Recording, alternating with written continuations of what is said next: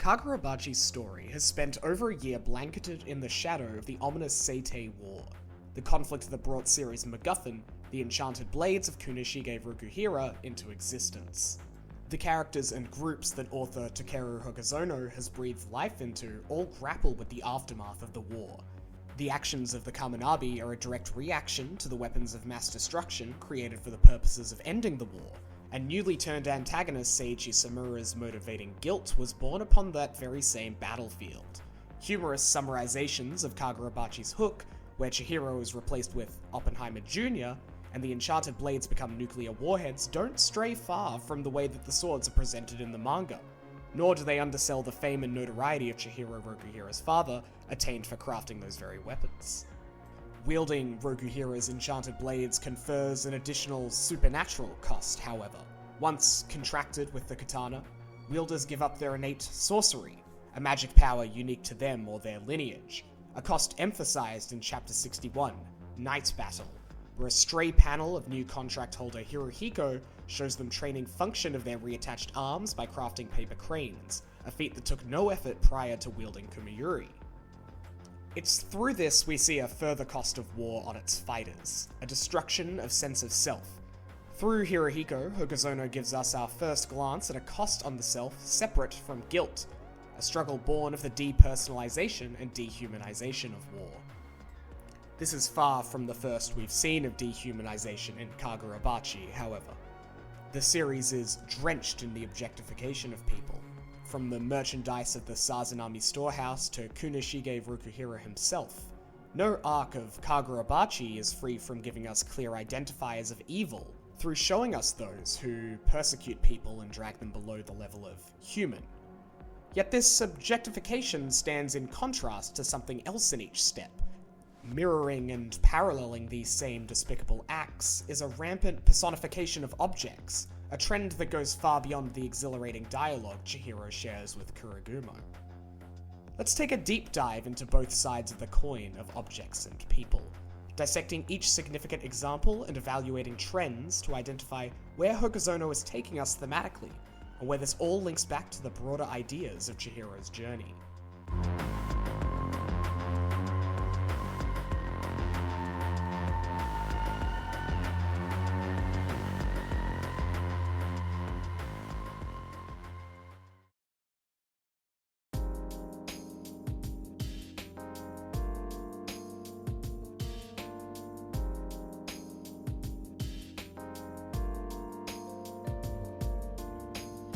It makes more sense to get our bearings through the more overt pieces of the puzzle, as opposed to flying straight to the dark side of the moon. Approaching objectification in Kagurabachi chronologically, we can quickly run headfirst into Char. Member of the Kyonagi clan, Char bears a uniquely powerful form of regeneration sorcery.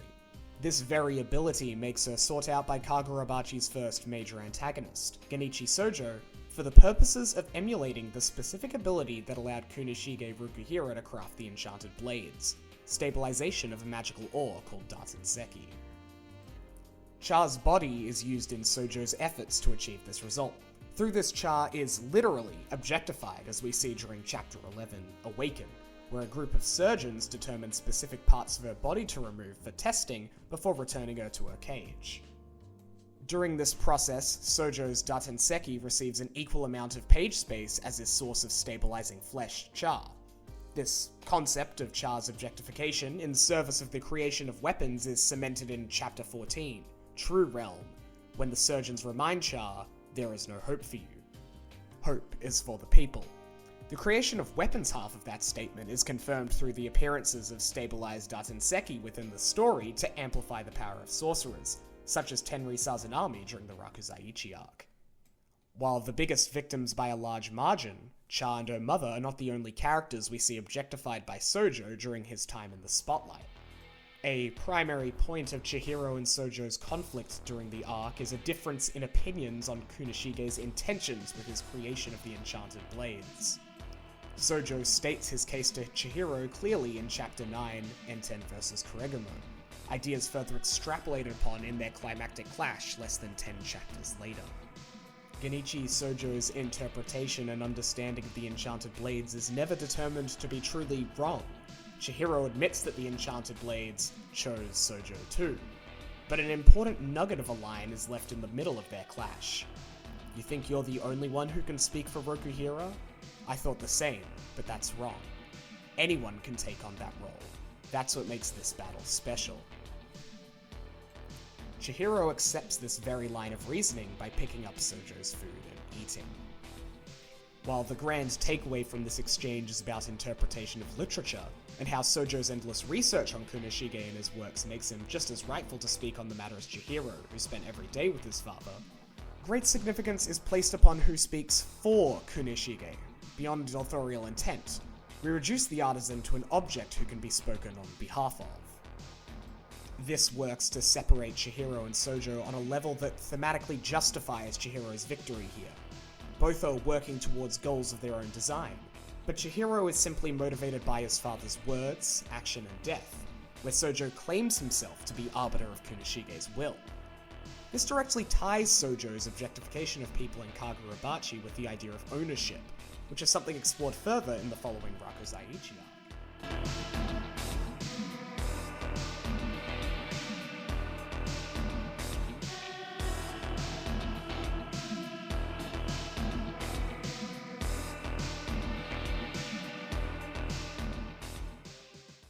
Let's breeze over our drawable conclusions here and quickly hop over to the Rakuzaiichi, the Sazanami clan's historied auction of weapons and slaves alike.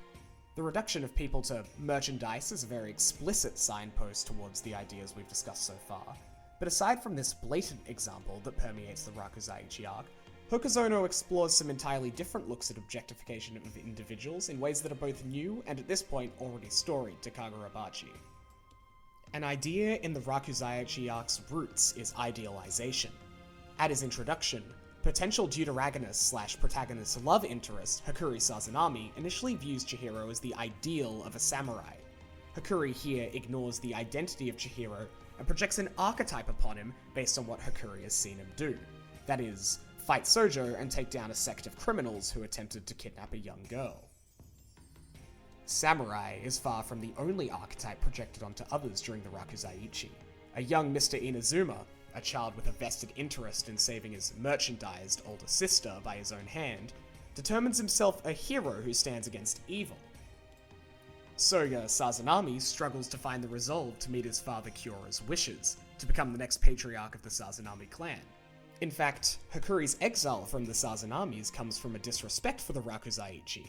In Chapter 20, The Kaminabi's Weapon, Hakuri claims the family motto to be, "Honor the Rakuzaiichi above all else." Hakuri's inability to use sorcery and protect the Rakuzaiichi being his supposed reason for exile.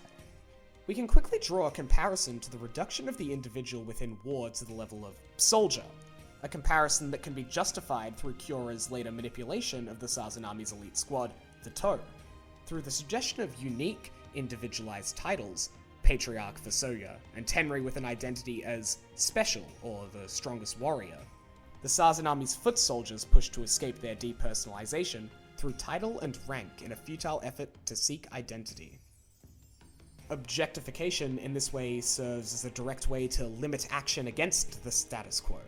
Members of the Sazanami claw for control over the Rakuzaiichi, never thinking to question whether the Rakuzaiichi is good or not. It's through this that the girl with the ice sorcery forces Hakuri to question who is truly more imprisoned during his flashback in the aptly named Chapter 35, Cage. This same regiment of stability is what creates conflict between the Kaminabi and Chihiro, and what keeps their alliance uneasy and with congruent but differing end goals. Returning to the idea of hero once again, during Kyora's announcement and vending of the enchanted blade Shinuchi, or the Magatsumi, Kunoshige Rokuhira is once again referred to as the hero that ended the Seitei War. During Chihiro's original clash with Sojo, the idea that a clash of the enchanted blades would tarnish Kunoshige's reputation as a hero to Japan is briefly mentioned. The Kunoshige Rokuhira example clearly spotlights the idea being presented. The reduction to archetype or title is an unsustainable form of identity to hold, both for outwards perception in the case of Rokuhira, and for self-actualization in the case of Kyora's children. and most prevalently, Kyora himself as his devotion to Patriarch of the Sazanami and head of the Rakuzaichi, which offers him only temporary reprieve from the control of the Magatsumi's true wielder during his clash with Chihiro, and his rival turned ally / my love interest, Kagari Hiyuki.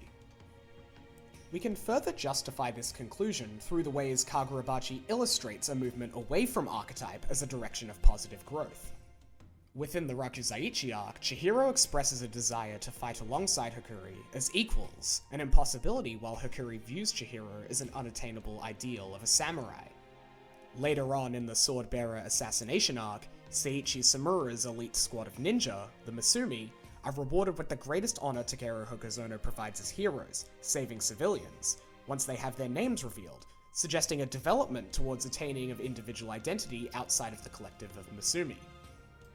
Kyora even receives the respite of a peaceful death after recognizing his flawed ideals and the consequences they created for himself and his family. Chihiro himself stating, he evaded the Shinichi's influence as Kyora Sazanami.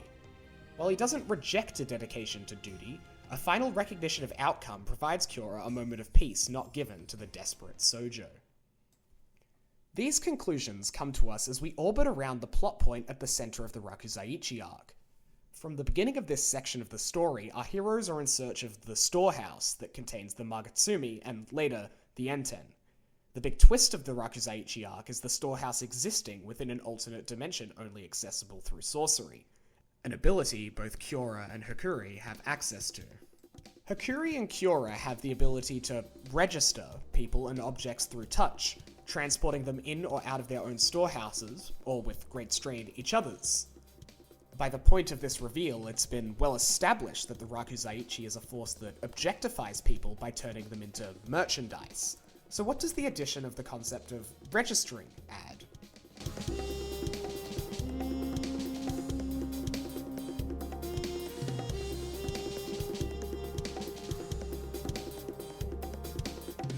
The first appearance of registration of objects within the timeline of Kagurabachi is revealed to us in a flashback to Hikuri's childhood. During his youth, the objects Soya used to physically abuse Hikuri would be subconsciously transported to Hikuri's storehouse. These objects later return to the real world as Hikuri becomes aware of the second sorcery he innately bears. The storehouse being accessed subconsciously helps us recognize it as a metaphysical space that is, at least thematically, psychologically tied to the user. In this way, the registering and storing of the tools of torture can be interpreted as Hikuri internalizing his abuse, and his awakening and the subsequent return of these objects in front of Soya can be interpreted as him taking ownership of his abuse, exercising control over the narrative alongside acceptance, allowing him to defeat Soya. Where does this leave Hikuri's future acts of registration? Hikuri registers Chihiro, allowing him to access Kyora's storehouse to reacquire Enten, take Magatsumi, and rescue all the people locked inside. This registration happens only after the two men begin fighting as equals, emphasized in the synchronization present in their fight against Kyora. Hikuri, like a prodigy, wields his new powers, some of which he is only aware of through direct and rapid mimicry of Kyora's actions, with as much grace and intelligence as Chihiro does each individual power of Enten. Beyond this, their goals, too, are in harmony. Through shared objective and faith in each other, Chihiro and Hikuri are able to rescue each person trapped within Kyora's storehouse. This emphasis on equality serves to distance registering from an immediate link to objectification based on Kyora's usage in the narrative up to this point. This, again, firmly puts objectification in the wheelhouse of the villains, reiterated further here by series' primary antagonist Yura, claiming Kyora was a Hishaku guinea pig in order to experiment with the wielding of the Magatsumi while its contracted owner was still alive.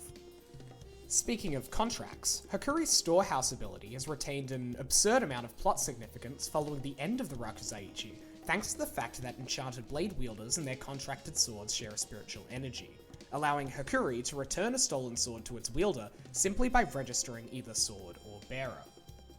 This harkens back to an idea presented in Chapter 13, Elite, that enchanted blades transform based on their wielder and their needs, an idea that can be viewed as the contracted sword bearer imprinting on the enchanted blade.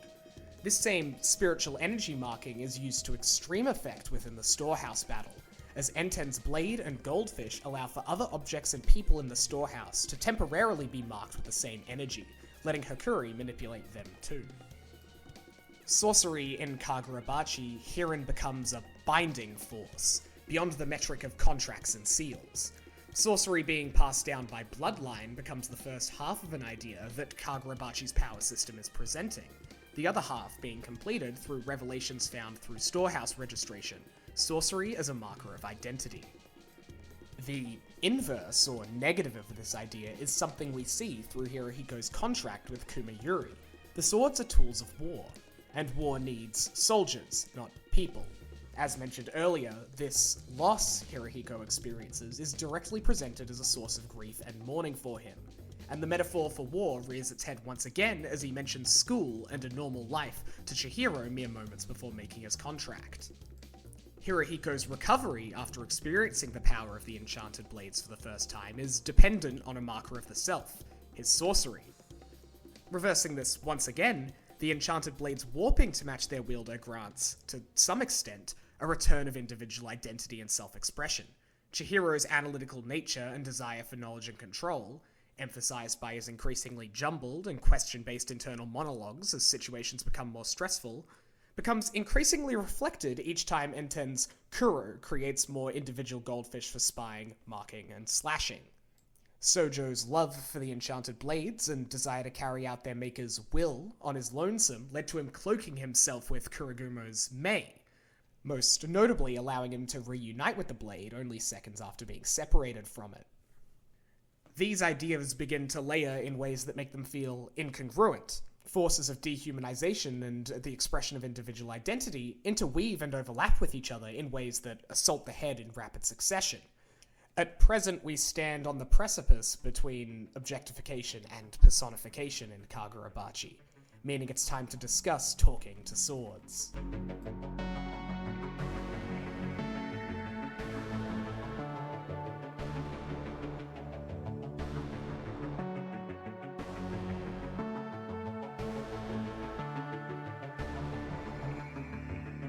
Kagurabachi's enchanted blades are full of identity. Each of the katana's three powers are congruent to each other, Magatsumi's insects or Kuregumo's storms. These weapons, having identities of their own, stands in contradiction to our understanding of how the powers of the enchanted blades grow and develop. As previously mentioned, Chapter 13, Elite, ends with the bombshell statement that Datenseki, and weapons created with it, can have its limitations transformed based on the wielder. Elaborated upon at the beginning of the next chapter, the newfound powers these swords gain from the wielders, Chihiro tells us, are unforeseen when the sword is forged. In conjunction with the fact that these developments are unique to the wielder, it can be conferred that these changes happen as a result of the influence the wielder has on the katana. But how does this magic work? The development of new powers so far has been limited to moments of extreme duress for the contracted swordbearer. Chihiro evolves Kuro while highly injured during his Char rescue mission and outmatched by his sorcerer assailants. And Sojo acquires the ability to use Mei in unforeseen ways on the brink of defeat against the anti-Kuregumo elite squad. Another time we see an enchanted blade go beyond its capabilities is Kuregumo again during the Rakuzaichi arc. Broken and running out of power, the remaining blade wilts with each use of Mei Chihiro performs. During his altercation with Yura, Chihiro directly speaks to Kuregumo. When instructed to die as mine by my side, Kuregumo's Mei takes on a dark black with newfound power. The command word shred reflected Enten's own Kuro. The blade, described as in solidarity and straining to serve its master moments later in Chapter 32's Selection, burns brightly beyond its limits. Under Chihiro's ownership, an almost depleted Kuregumo becomes more than comparable, if only temporarily, to what a bookwise enchanted blade expert Sojo managed to achieve. The final altercation between the two active wielders of Kuregumo in Kagurabachi's run told us they were both correct. Wherein lies the difference that awards Chihiro such exemplary performance? Moments before Kuregumo's awakening in Chapter 31, Greeting, Yura dispels any mythos suggesting any wielder is more qualified. Enchanted blades don't choose people, anyone can enslave them. A concept so sacrilegious to Chihiro that it repeats in his head as he calls out to Kuregumo. Chihiro isn't the only one who disagrees with Yura on this front. His father does too. This isn't an argument over intentions with the Enchanted Blade, nor a question of responsibility as Kunishige discusses in the first chapter of the manga. Kumayuri was originally wielded by Uruha Yoji, who was given the blade by Kunishige. When Uruha was given the sword, he deeply internalized Kunishige Rokuhira's comment that the blade suited him, to the point of having the panel and line repeated multiple times over Uruha's introduction. Yura's wording and language of control is important here. The enchanted blades in the Hashaku's eyes are the same as the Kaminabi's view, tools of war. Yura specifically desires a contract with Magatsumi, yes, but the implication at present is this is simply because it is the Shinichi as opposed to any personal kinship with the blade. Both the Kaminabi and Hishaku are concerned primarily with ownership and control of the enchanted blades, yet these weapons made with Datenseki seem to have a mind and identity of their own. We are inclined to agree with Kunishige over Yura on this front, not because he's Chihiro's father, but instead based on the present textual evidence. Kurigamo chooses Chihiro during his battle with Yura, but takes on qualities of Enten as that is the blade arguably made for Chihiro. Kunishige isn't all talk, however. He also lives his ideals. Kunishige has been primarily considered so far in the passive. Considering he's long dead by the time Kagurabachi's story starts, this makes sense. Kunishige objectifies himself, wearing his thoughts on shirts to visually represent what he is thinking and feeling at any given time, reflecting the design of each of the 7 enchanted blades he crafted, each design varying so slightly to differentiate their identities. In the active, Kunishige breathes life and identity into every aspect of his life. Kunishige is introduced in the first chapter as speaking to the sun, and shortly after speaking to the Rokuhira household's newly adopted goldfish. It becomes incredibly easy to recognize Kunishige as the creator of a series of weapons that directly respond to their owner's wishes and commands. Yet, in another breath, Kunishige denies the katana any existence above that of object. Katanas are tools for killing people. We are complicit in the deaths they cause. Regardless of any existing observable identity, the enchanted blades are still objects, weapons to be specific. The sentient speaking guns of Squanch Games' High on Life do not free the player of the guilt of killing. This doesn't contradict any of Kunishige's actions or statements, however. The enchanted blades are at their strongest when acting in synchronization with their owner's wishes, a fact that requires the wielder to be innately aware of their self and their own desire. We can see that Kunishige, while making weapons designed to end a war, didn't make weapons designed for war. Each enchanted blade, while powerful in its own right, rejects the idea of being wielded by faceless rank and file. Rokuhira retaining the right to store the blades away from the Kaminabi becomes increasingly feasible through this lens. The government has no use for these weapons in wartime without the specific conditions of wielders with a strong kinship with blade, yet unbreakable loyalty to the Kaminabi, a set of circumstances not seen since being on losing grounds during the Seitei War. The legacy of Kunishige that Chihiro carries on in this way is not that of Kunishige's weapons or heroics in wartime, but instead his deeply personal and human love for the world around him, while the more logical Chihiro, who according to chapter 17 takes after his yet-to-be-seen mother, isn't giving the breathing room to listen to goldfish or banter with the sun or even forge his own enchanted blade. Our hero is given the opportunity to restore humanity to those who have had it stolen from them. Cha, Hakuri, and the merchandise of the warehouse all become victims of Kunishige's parenting in this way. Does this objectify Chihiro as a tool of his father's dream? While prior analysis of Chihiro versus Sojo boldly proclaims no, there's mountains of textual evidence that act to support this while also presenting narrative moments where Chihiro is objectified as a weapon in a war we understand Chihiro to be entirely uninterested in.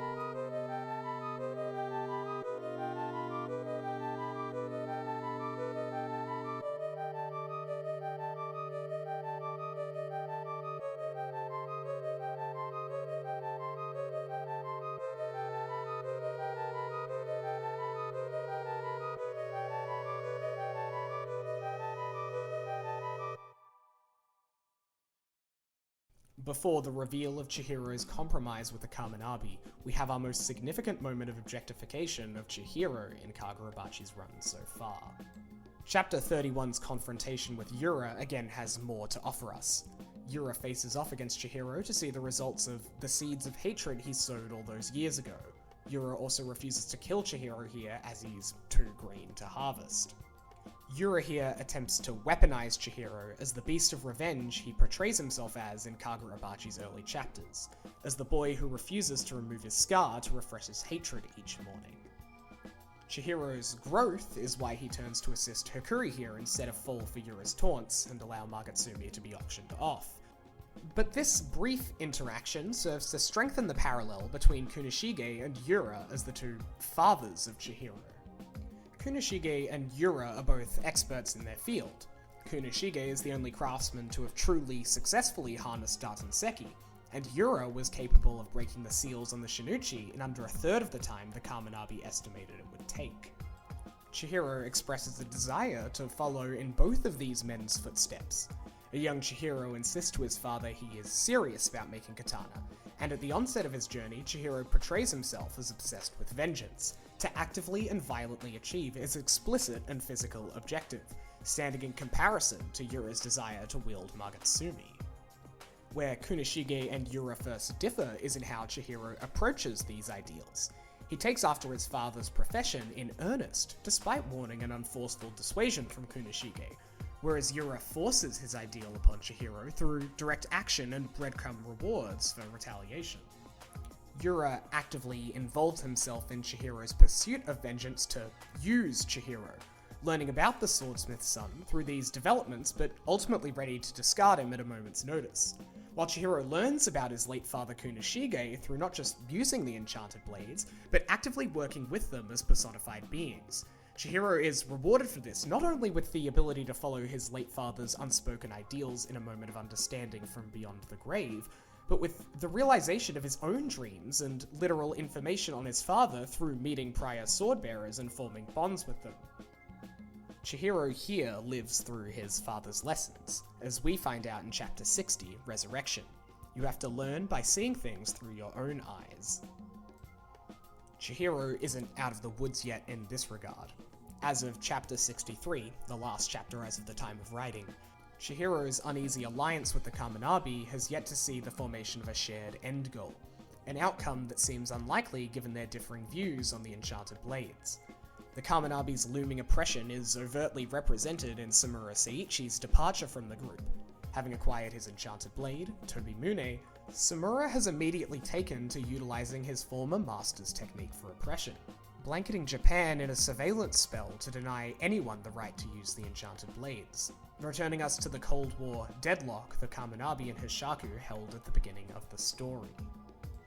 Samura as an individual wielding their blade herein represents Chihiro's most dangerous adversary yet, likely only equal in threat to the yet-to-bloom Hirohiko. This is because Samura's goal is, from the perspective of Kagurabachi so far, outwardly noble. Samura seeks to protect the world from the use of enchanted blades as to avoid recreating the atrocities of the Seitei War that brought him to blind himself. But through this viewpoint, he relegates the katana to mere weapons and not avenues of self-expression. In this way, Tobimune, treated as a tool, could never surpass Enten in the hands of Chihiro. In Chapter 58, Reunion, Samura invokes Sojo as he claims to wield Tobimune in Rokuhira's name. But this is far from a rehash of the ideas presented in the Sojo arc. Not only do these ideals not stand in direct conflict with Chihiro's, but they play off the ideas Kunishige presents at the start of the manga, that swordsmiths are culpable to the murders their katanas cause. Samura seeks to have no more bloodshed in Kunishige's name. He does not intend to interpret Rokuhira's legacy, but instead preserve the legend of a man he respects. In this way, he objectifies Rokuhira in the same way he objectifies his daughter. Protecting both of these figures in his life becomes tantamount to reducing them to archetype, as discussed before. Samura allows his daughter to escape by faking her death and assuming a fake identity, but now she only exists to him as his daughter. The Kaminabi's spell means that the Swordbearer's family are all unrecognizable as family to the Swordbearer, even to the sword-bearer themselves. Samura could not identify a single human trait about his daughter if he tried. Exemplifying Samura's protection serves to sever identity from the self in a way that directly contradicts Kunoshige's iconic Thoughts Out Loud shirts. Speculation is beyond the scope of this analysis, so any further reading of Samura will have to wait until Kagurabachi's story progresses.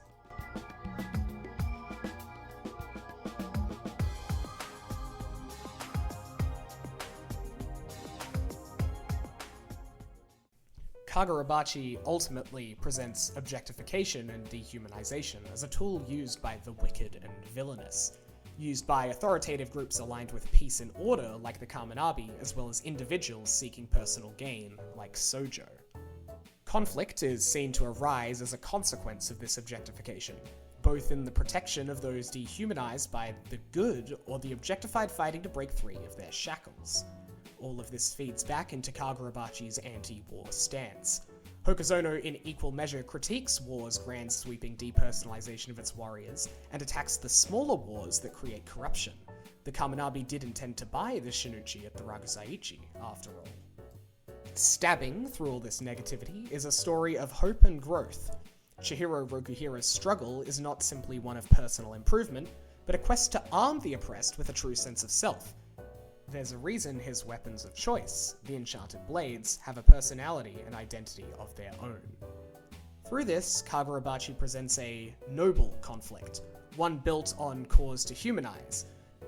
But this does not stand in conflict with anti-war themes. The conflicts to free the oppressed are personal ones. Chihiro and Hakuri save all the slaves of the Ragusaichi not to destroy the already broken tradition, but to grant them a rightfully earned freedom. And they accomplish this free from the Kaminabi or Hishaku's influence and care. In this way, Kagurabachi presents praxis. Hokuzono suggests an innate good to the empowering of those around us, and a celebration, not objectification, of our unique selves.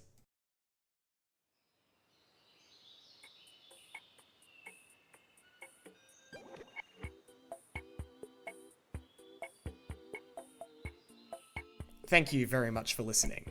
If you got to the end and didn't necessarily agree with any of my conclusions, I think that's awesome and I'd love to hear what you think instead.